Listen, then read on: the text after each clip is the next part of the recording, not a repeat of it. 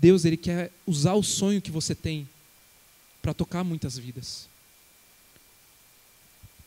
Mas sabe qual que é o melhor disso tudo? É que em nenhum momento isso vai ser mais pesado do que eu posso suportar. Muito pelo contrário, isso vai ser a cruz que cada um de nós vai carregar.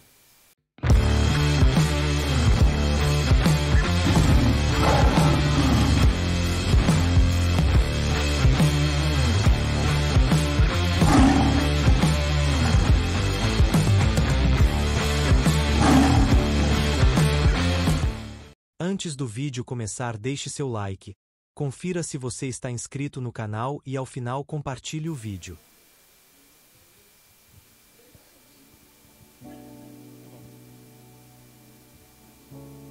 Vamos lá, então, eu tenho uma perguntinha, vocês podem responder aí na cabecinha de vocês, vocês aqui respondem. Você tem sonhos? Você tem Sonhos. Se você tem alguns sonhos. Tem vários? Beleza. Mateus, você também tem? Beleza. Peraí que eu tô aqui com a colinha, gente. Me fala só um sonho, assim, que você tem. Só um. Se chama Benjamin. Ah, eu acho que eu já sei o que é. Beleza. Mateus, tem também algum sonho assim que pode falar? Sonho prosperar a vida da minha família. Tá bom, muito bom. Podem sentar, viu? E agora, essa pergunta vai ser para todo mundo aqui, mas não precisa responder, tá, gente?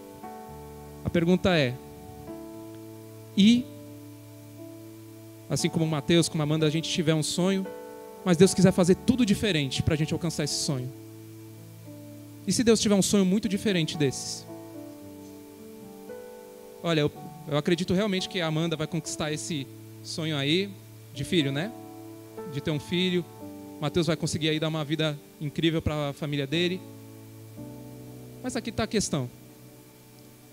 Esse sonho ele pode ser legítimo, mas não significa que Deus vai fazer do jeito que você está pensando.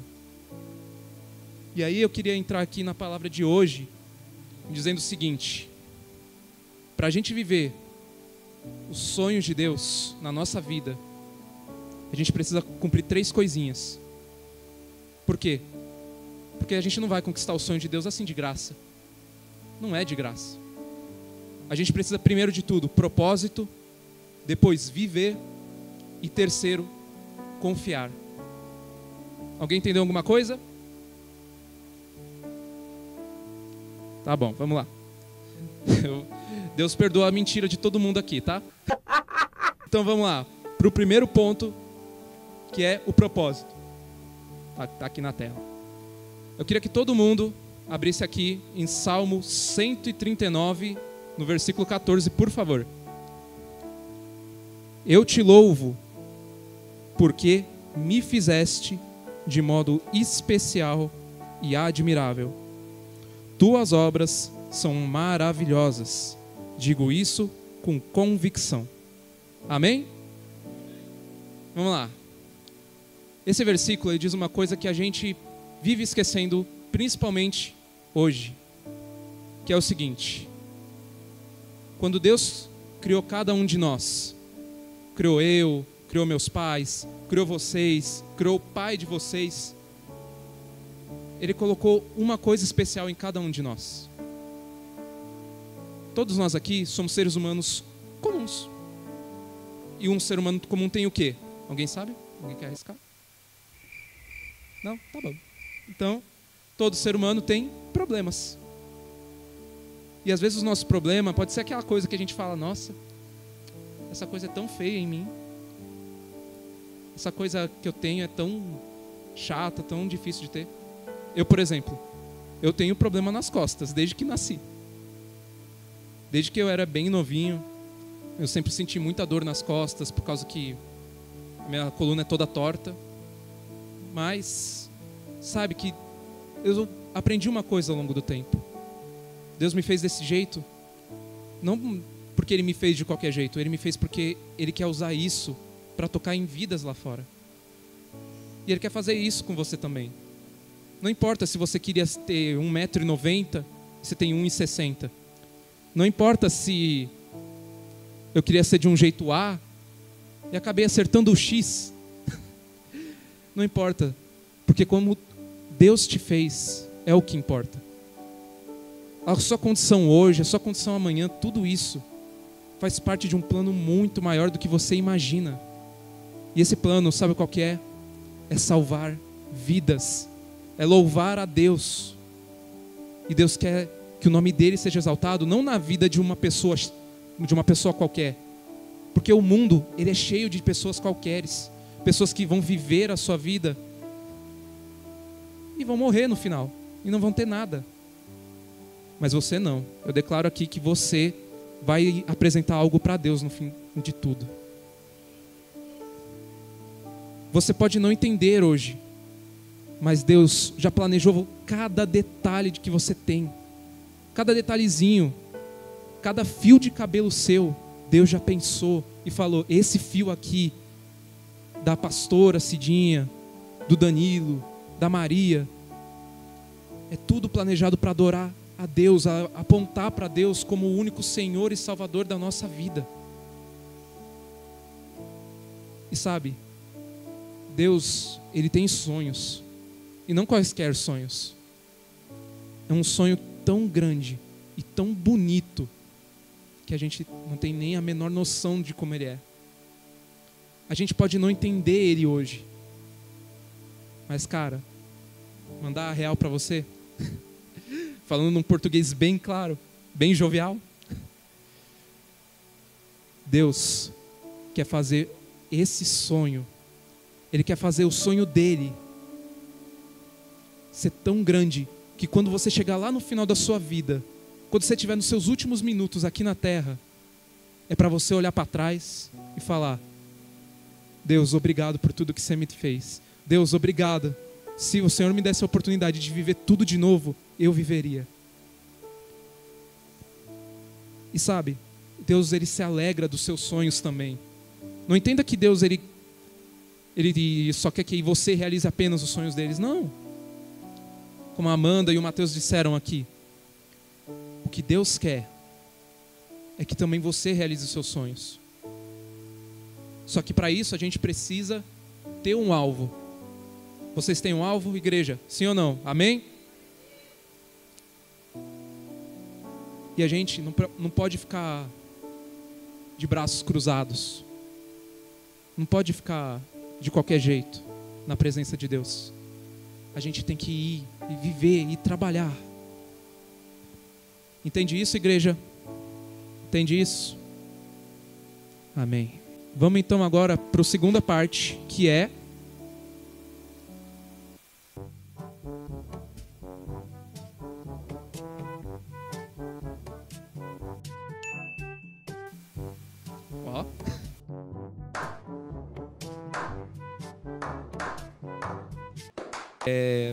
o segundo ponto é viver. Vamos abrir agora em Romanos, capítulo 8, no versículo 5 e 6, por favor. Vamos lá? Ótimo. Quem vive segundo a carne aspira ao que a carne deseja, mas quem vive de acordo com o que o Espírito aspira ao que o Espírito deseja. A aspiração da carne conduz à morte, mas a do Espírito conduz à vida e à paz. Epa! Que tristeza. Desculpa, gente, gasguei. Esse versículo, ele diz uma coisa muito legal e que pode sair um pouquinho do contexto agora, mas a minha pergunta é uma que o meu pai, geralmente quando prega, ele faz bastante aqui. Que é: o porquê você quer aquilo que você quer? Vamos lá, a pastora Cidinha aí comemorou toda quando eu disse que ia ganhar a casa lá, toda reformada, zerada. Ih, já começou as ameaças.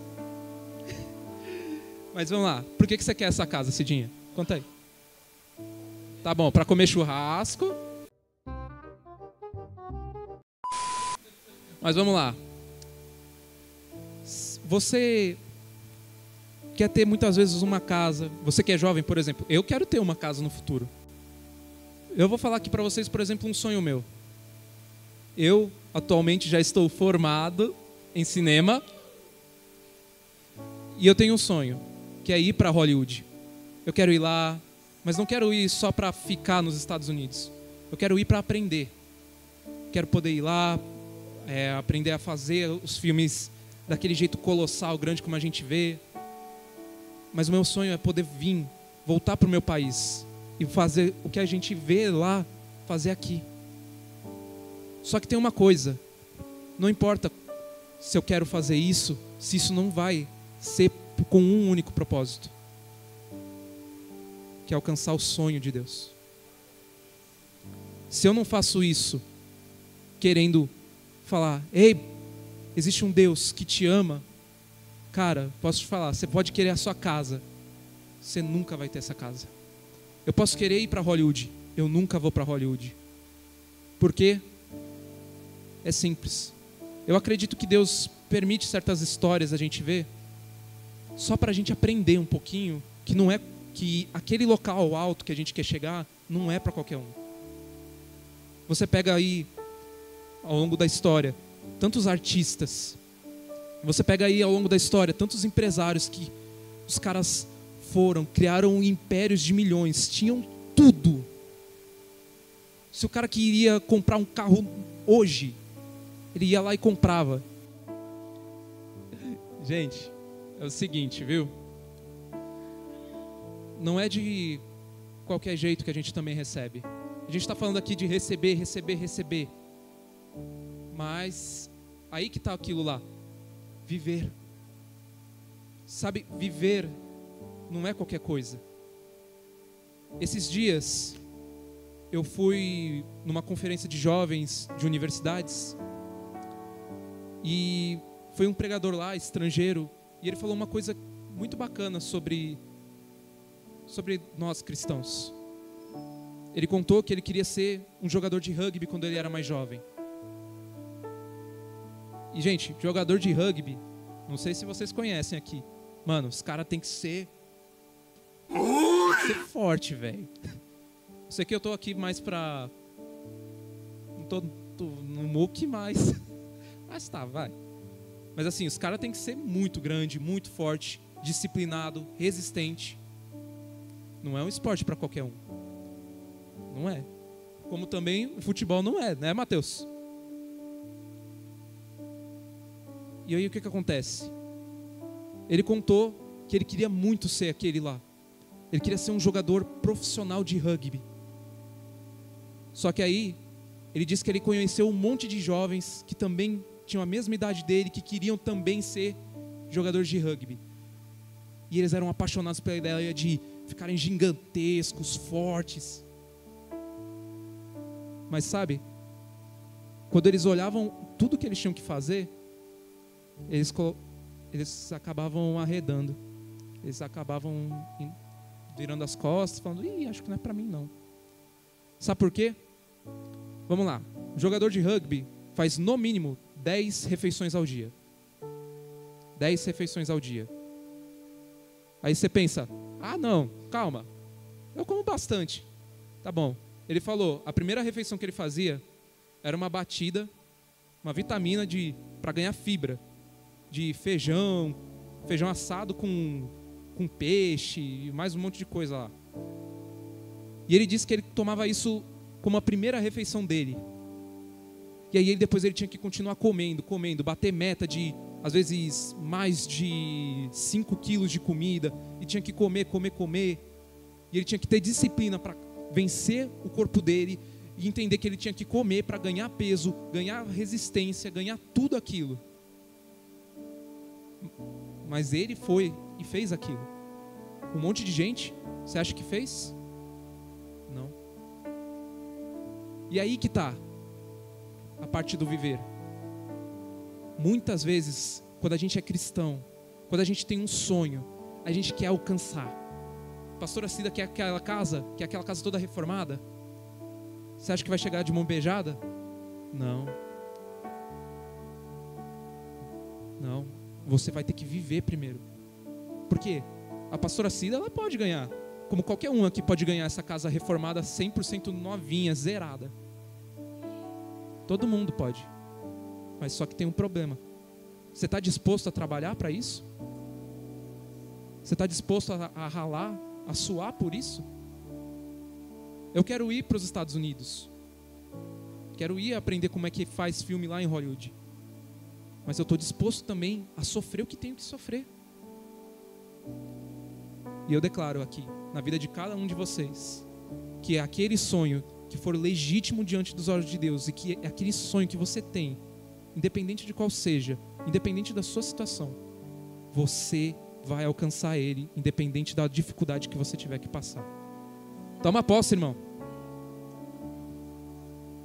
E sabe, nessa história o que mais me cativou é o que eu queria falar com vocês hoje. Um sonho que ele é legítimo no coração de Deus, ele vai ser usado para abençoar. O versículo que a gente leu aqui, ele diz uma coisa muito bonita, que é: aquilo que é do Espírito traz o quê? Vida e paz. E o que é da carne traz morte. E o que isso significa? O que isso significa agora para a gente aqui? Isso significa que aquele sonho que é aprovado por Deus, ele vai trazer glória para o reino. E vai trazer paz e alegria para ti. Vamos lá. Esse exemplo que eu dei desse cara, ele contou também uma coisa. Ele tinha 16 anos na época e ele morava na faculdade. E ele estava lá treinando, estudando para ser um jogador de rugby, fazendo lá as 10 refeições por dia dele, que não era fácil, fazendo tudo. Mas ele contou que ele começou no quarto da faculdade dele, com um colega dele, a pregar o evangelho. E sabe o que aconteceu, igreja? Muitas vidas foram salvas. E aí você me pergunta: e ele se tornou um jogador de rugby? Não. Aí você pensa: uau, que é isso? Aí sabe o que acontece? Ele falou: Deus chamou ele para ser um pregador e alcançar muito mais pessoas. Porque, querendo ou não, gente, ele jogou rugby na faculdade, ele realizou o sonho dele, se tornou um jogador, jogou pelo tempo necessário, e aí foi chamado para fazer missões na África inteira, cara.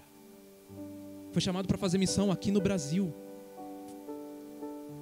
E da mesma forma, Deus, ele quer usar o sonho que você tem para tocar muitas vidas.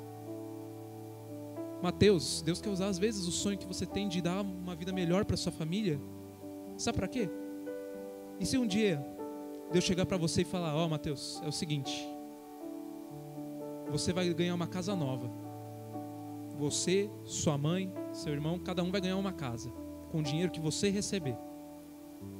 Mas essa casa vai ficar próxima de uma favela, para você ir lá e fazer missão, porque tem um povo lá que precisa ouvir falar de mim. E só você vai conseguir chegar lá. Mas aí que está a questão. Aí que está a questão. Como a gente leu aqui, viver é o sacrifício. Eu quero ser um diretor de cinema, mas significa que eu vou ter que passar por muita humilhação para chegar aonde eu quero chegar. Como eu sei que vou ter que chegar em certas situações aqui também, quando eu vim para o Brasil e querer abrir a minha empresa. Mas sabe qual que é o melhor disso tudo? É que em nenhum momento isso vai ser mais pesado do que eu posso suportar. Muito pelo contrário, isso vai ser a cruz que cada um de nós vai carregar. E sabe o que mais vai trazer alegria para a gente? Não vai ser a gente ter alcançado aquele sonho. Vai ser a gente estar sendo usado como um vaso nas mãos de Deus. Porque a gente sonha tantas vezes com casa, carro, dinheiro, e tudo isso não vale, tudo isso vai passar. Nós temos que acumular tesouro onde, igreja? Nos céus. Imagina que coisa bonita, chegar lá em cima, você poder olhar para um dia a casa que você com tanto suor conquistou aqui, ela toda degradada, mas você olhar para Deus e falar: Deus, isso não importa mais para mim. Importa que eu cheguei aqui, toquei nas suas vestes e eu consegui lutar um bom combate, encerrei a carreira e guardei a fé. É isso que importa, isso que vale a pena, igreja. E aí que está o ponto que eu quero falar para vocês, que é o que mais me tocou. Vamos abrir agora em Efésios 3:20.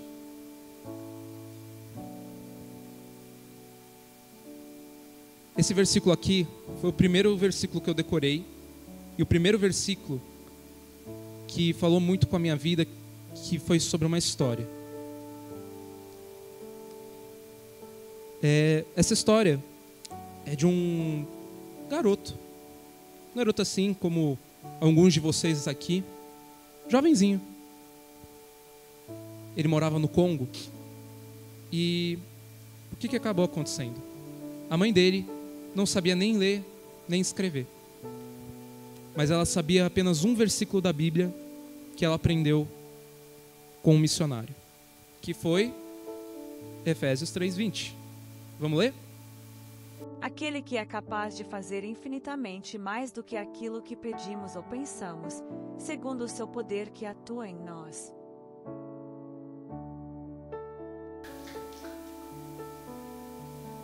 Esse garoto, ele aprendeu com a mãe dele esse versículo também. E esse garoto, ele tinha um sonho. Ele queria ser médico. Só que a situação dele dizia totalmente o contrário. Tão o contrário que os 11 irmãos que ele tinha, 11 irmãos, eles faziam uma fila, batiam na cabeça dele e falavam: para de sonhar isso, cara. Para. Esse sonho não é para você, é impossível. Você está aqui no Congo, não tem nada, você não é de uma família rica, você não é ninguém, você nunca vai ser médico. Só que o que a gente leu aqui? Pô, Keiber. Presta atenção! Nós lemos aqui: aquele que é capaz de fazer infinitamente mais do que pedimos ou pensamos. E aí que tá.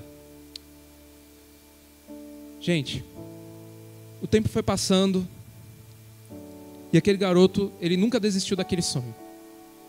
Só que conforme foi passando o tempo, ele foi crescendo.